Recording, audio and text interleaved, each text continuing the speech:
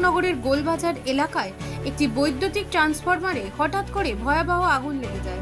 আগুন দ্রুত ছড়িয়ে পড়ার মুহূর্তের মধ্যে এলাকায় চাঞ্চল্য সৃষ্টি হয়। খবর পেয়ে কিছুক্ষণের মধ্যেই দমকল বাহিনী ঘটনাস্থলে পৌঁছে যায় এবং দ্রুত আগুন নিয়ন্ত্রণে আনে। স্থানীয় বাসিন্দারা জানান, দমকলের সময় উপস্থিতিতে বড় ধরনের দুর্ঘটনা এড়ানো সম্ভব হয়েছে। এলাকার স্থানীয় বাসিন্দাদের সূত্রে জানা গেছে, এই ঘটনায় কারোর হতাহতের খবর নেই।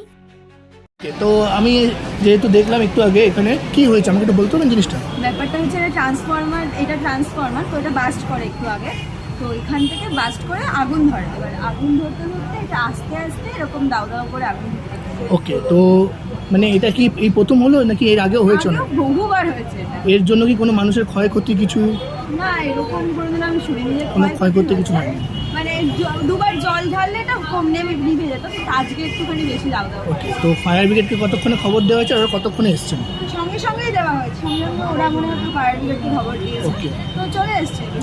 বেশি কোনো ক্ষয়ক্ষতি কিছু হয়নি? না না। ওকে।